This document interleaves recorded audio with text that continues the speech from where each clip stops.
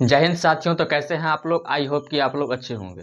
आज हम current affairs से जुड़े जो अभी पूरे सोशल मीडिया पर फैला हुआ है, पूरा ट्रेंडिंग में, पॉलिटिकल्स में ट्रेंडिंग में चल रहा है, वो है G20 समिट के बारे में।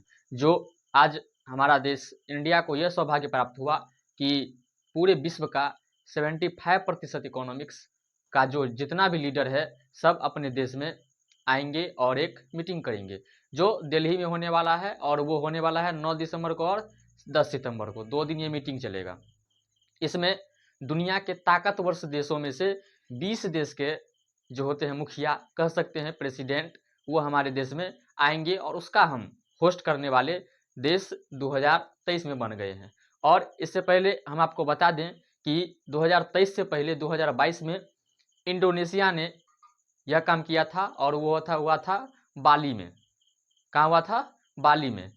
2022 में इंडोनेशिया किया और 2023 में ये सौभाग्य हमें प्राप्त हुआ। और इस सौभाग्य को प्राप्त करते हुए आज हम पूरे दुनिया के जो टॉप 20 लीडर्स हैं उसका हम अध्यक्षता करेंगे।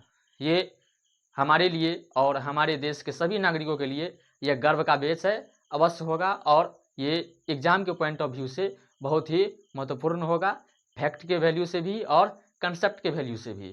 तो चलिए हम एक एक करके जो छोटा छोटा फैक्ट है इसके बारे में हम आपको बताएंगे, ताकि आप के देश में G20 का समिट हो रहा है और आपको ये थोड़ा थोड़ा बात, छोटा छोटा बात अवश्य याद रहना चाहिए एक भारत के नागरिक होने के नाते।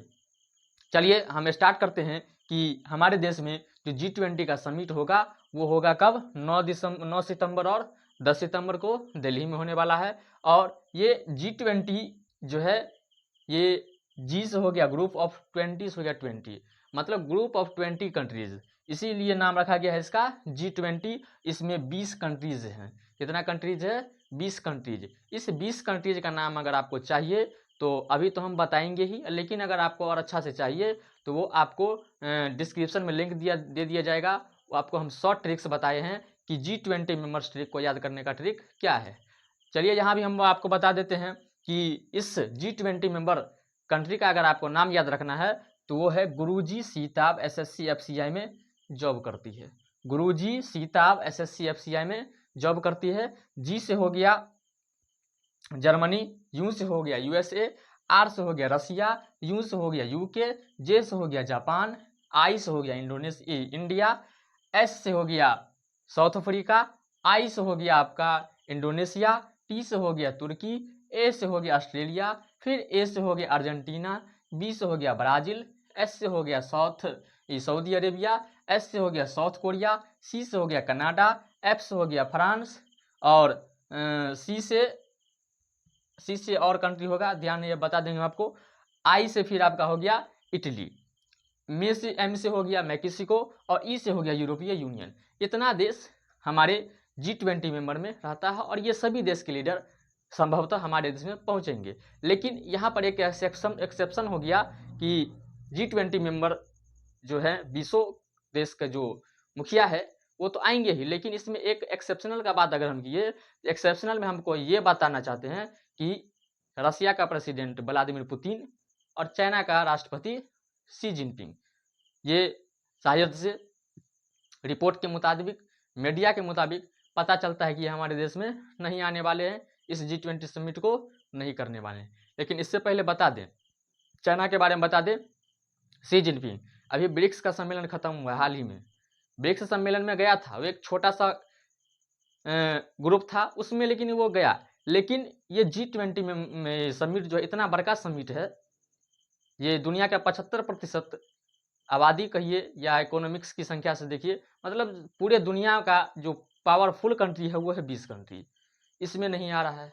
इसमें कोई कारण है तो पाकिस्तान को लेके हो सकता है, या तो रसिया यूक्रेन को लेके हो सकता है, और रसिया यूक्रेन का मोड़ इस बीच में और लिया है, और G20 मेंबर पर इसका इफेक्ट भी आएगा। इसके बारे में हम आपको बताएंगे कि G20 जो हुआ था इसका स्थापना की अगर बात किया जाए तो वो हुआ था 1999 में। G20 समिट का स्थापना कब हुआ था? तो 1999 में हुआ था, और ये 2022 में इंडोनेशिया में किया था, हमको बताए हैं बाली में। और G20 समिट जो 2024 में, 2023 तो हम ही कर रहे हैं, और 2024 में जो होगा वो होगा ब्राज़ील में। कहाँ होगा? ब्राजील में। और G20 समिट, इसका जो थीम रखा गया है इंडिया का, वह है वसुधैव कुटुंबकम। क्या है? वसुधैव कुटुंबकम। इसका मतलब क्या है? पूरा विश्व एक परिवार है। और परिवार कैसे रहता है हम लोग भली भांति जानते हैं। जैसे घर में रहते हैं वैसे पूरे विश्व को माना जाए तो झगड़ा झंझट होगा ही नहीं, और पूरे अपने आप शांति बना रहेगा। अभी हम आपको बताएं कि रूस यूक्रेन पर एक नया मोड़ लिया है। नया मोड़ इसलिए लिया है क्योंकि हाल ही में G20 का मीटिंग होने वाला है, उसमें दुनिया भर के देश के मुखिया आने वाले हैं। इस बीच अमेरिका के विदेश मंत्री गए थे यूक्रेन। अमेरिका के विदेश मंत्री कहाँ गए? यूक्रेन। और यूक्रेन गए और वहाँ पर $1 बिलियन का वो उसको चैरिटी किया, दान किया। अब कहिएगा ये यूक्रेन के देश से हमको क्या मतलब है? इससे मतलब और इसलिए बन गया क्योंकि जैसे ही अमेरिका का विदेश मंत्री वहाँ पहुँचा, वहाँ हो गया रसिया ने मिसाइल से हमला कर दिया, और वहाँ कहा जाता है कि 17 नागरिक मारा गया। कितना नागरिक मारा गया? 17 नागरिक। अब मारा गया, वहाँ हो रहा है दिक्कत यूक्रेन में, रसिया मार रहा है, गया है अमेरिका, उससे G20 में क्या असर पड़ेगा?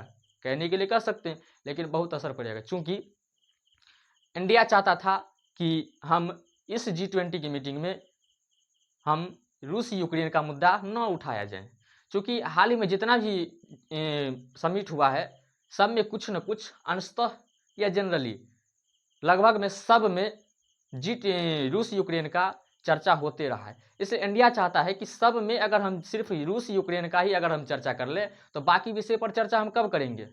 इसी को देखते हुए इंडिया यही चाहता था कि हम रूस यूक्रेन इसमें ना करें, लेकिन चाह कर भी अमेरिका तो है यूक्रेन का समर्थक, उसको है हथियार बेचना। इसीलिए वो चाहता है कि जब तक हम कमजोर देश को जिंदा न रखेंगे तब तक मेरा हथियार बिकेगा कैसे? जब तक अगर पूरे दुनिया में अगर सबका सब शक्तिशाली राष्ट्र हो जाएगा तो क्या किसी का कोई हथियार लेगा? नहीं लेगा। सब अपने आप में शक्तिशाली हो जाएगा। जब अपने आप में सब शक्तिशाली हो जाएगा तो लड़ेगा तो नहीं, क्योंकि सब पावरफुल रहता है। ध्यान से देखिएगा, कभी भी होता है ना तो शक्तिशाली और शक्तिशाली एक दूसरे से कभी नहीं लड़ता है। लड़ता है तो कमजोर देश पर ही मजबूत देश मारता है। इसीलिए अमेरिका चाहता है कि कमजोर रहना चाहिए। कमजोर जब तक बनाएंगे नहीं, कमजोर जब तक कोई रहेगा नहीं, मेरा हथियार कैसे बिकेगा? मेरा हथियार का पब्लिसिटी कैसे बढ़ेगा? इसीलिए अमेरिका यूक्रेन को बार बार रुपया दे रहा है, हथियार दे रहा है, F-16 वगैरह बहुत बड़ा लड़ाकू विमान दे रहा है, आर्टिलरी गन फायर दिया जा रहा है। इसीलिए रूस भी हार मानने वाला नहीं है। रूस भी कहता है तुम चाहे जितना भी रुपया दो हम तो छोड़ेंगे नहीं इसको। अमेरिका वही है कि उसका चारा दे रहा है और यूक्रेन को जिंदा रखे हुआ है।